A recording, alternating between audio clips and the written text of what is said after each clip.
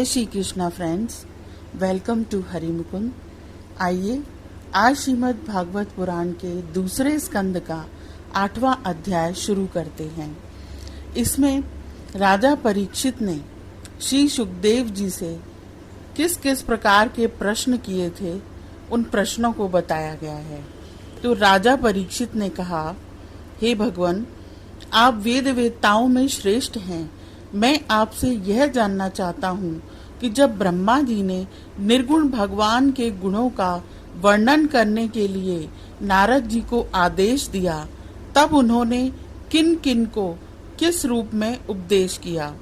एक तो अचिंत्य शक्तियों के आश्रय भगवान की कथाएं ही लोगों का परम मंगल करने वाली हैं। दूसरे देवर्षि नारद का सबको भगवत दर्शन कराने का स्वभाव है। अवश्य ही आप उनकी बातें मुझे सुनाइए। महाभाग्यवान सुखदेव जी, आप मुझे ऐसा उपदेश कीजिए कि मैं अपने आसक्ति रहित मन को सर्वात्मा भगवान श्री कृष्ण में तन्मय करके अपना शरीर छोड़ सकूं। जो लोग उनकी लीलाओं का श्रद्धा के साथ नित्य श्रवण और कथन करते हैं, उनके हृदय में थोड़े ही समय में भगवान प्रकट हो जाते हैं।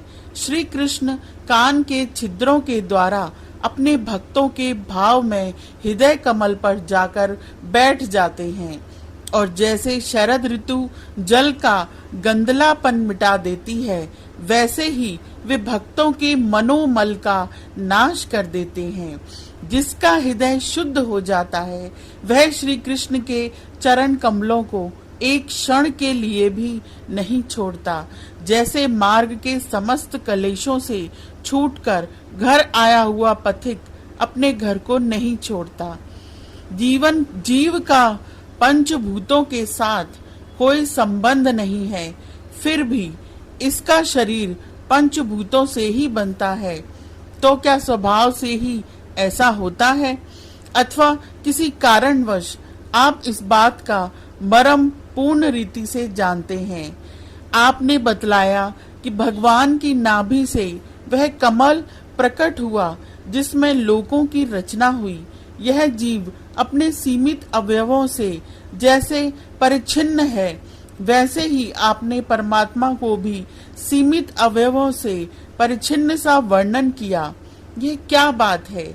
जिनकी कृपा से सर्वभूत में ब्रह्मा जी प्राणियों की सृष्टि करते हैं, जिनके नाभि कमल से पैदा होने पर भी जिनकी कृपा से ही ये उनके रूप का दर्शन कर सके थे, वे संसार की स्थिति, उत्पत्ति और प्रलय के हेतु सर्वांतर्यामी और माया के स्वामी परम पुरुष परमात्मा अपनी माया का त्याग करके किस रूप से शयन करते हैं। पहले आपने बतलाया था कि विराट पुरुष के अंगों से लोक और लोकपालों की रचना हुई, और फिर यह भी बतलाया कि लोक और लोकपालों के रूप में उसके अंगों की कल्पना हुई। इन दोनों बातों का क्या तात्पर्य है? महाकल्प और उनके अंतर्गत अवांतर कल्प कितने हैं? भूत, भविष्यत और वर्तमान काल का अनुमान किस प्रकार किया जाता है? क्या स्थूल देहाभिमान जीवों की आयु भी बंधी हुई है? काल की सूक्ष्म गति त्रुटि आदि और स्थूल गति वर्ष आदि किस प्रकार से जानी जाती है? विविध कर्मों से जीवों की कितनी और कैसी गतियां होती हैं? देव, मनुष्य आदि योनियां सत्व, रज, तम इन 3 गुणों के फलस्वरूप ही प्राप्त होती हैं। उनको चाहने वाले जीवों में से कौन कौन किस किस योनियों को प्राप्त करने के लिए किस प्रकार से कौन कौन कर्म स्वीकार करते हैं? पृथ्वी, पाताल, दिशा, आकाश, ग्रह, नक्षत्र, पर्वत, नदी, समुद्र, द्वीप और उनमें रहने वाले जीवों की उत्पत्ति कैसे होती है? ब्रह्मांड का परिमाण भीतर और बाहर दोनों प्रकार से बतलाइए। साथ ही महापुरुषों के चरित्र, वर्ण आश्रम के भेद और उनके धर्म का निरूपण कीजिए। युगों के भेद, उनके परिमाण और उनके अलग अलग धर्म तथा भगवान के विभिन्न अवतारों के परम आश्चर्य में चरित्र भी बतलाइए। मनुष्यों के साधारण और विशेष धर्म कौन कौन से हैं? विभिन्न व्यवसाय वाले लोगों के, राज ऋषियों के और विपत्ति में पड़े हुए लोगों के धर्म का भी उपदेश कीजिए। तत्वों की संख्या कितनी है? उनके स्वरूप और लक्षण क्या हैं? भगवान की आराधना की और आध्यात्म योग की विधि क्या है? योगेश्वरों को क्या क्या ऐश्वर्य प्राप्त होते हैं तथा अंत में उन्हें कौन सी गति मिलती है? योगियों का लिंग शरीर किस प्रकार भंग होता है? वेद, उपवेद, धर्मशास्त्र, इतिहास और पुराणों का स्वरूप एवं तात्पर्य क्या है? समस्त प्राणियों की उत्पत्ति, स्थिति और प्रलय कैसे होता है? बावली, कुआं खुदवाना आदि यज्ञ, योग आदि वैदिक एवं काम्य कर्मों की तथा अर्थ, धर्म, काम के साधनों की विधि क्या है? प्रलय के समय जो जीव प्रकृति में लीन रहते हैं उनकी उत्पत्ति कैसे होती है? पाखंड की उत्पत्ति कैसे होती है? आत्मा के बंध मोक्ष का स्वरूप क्या है और वह अपने स्वरूप में किस प्रकार स्थित होता है? भगवान तो परम स्वतंत्र हैं, वे अपनी माया से किस प्रकार क्रीड़ा करते हैं और उसे छोड़कर साक्षी के समान उदासीन कैसे हो जाते हैं? भगवान, मैं यह सब आपसे पूछ रहा हूँ, मैं आपकी शरण में हूँ।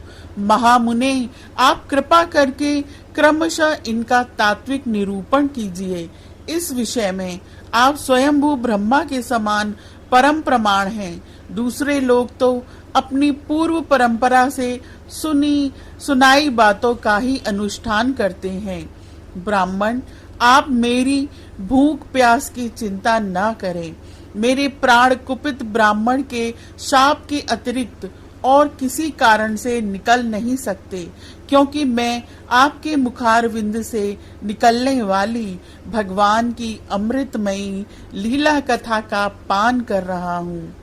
सूत जी कहते हैं, शौनकादि ऋषियों, जब राजा परीक्षित ने संतों की सभा में भगवान की लीला कथा सुनाने के लिए इस प्रकार प्रार्थना की, तब श्री सुखदेव जी को बड़ी प्रसन्नता हुई। उन्होंने उन्हें वही वेद तुल्य श्रीमद् भागवत महापुराण सुनाया जो ब्राह्म कल्प के आरंभ में स्वयं भगवान ने ब्रह्मा जी को सुनाया था। पांडु वंश शिरोमणि परीक्षित ने उनसे जो जो प्रश्न किए थे वे उन सब का उत्तर क्रमशः देने लगे। यह अध्याय यहीं समाप्त होता है। आज के लिए इतना ही। Please like, share and subscribe my channel. Thank you.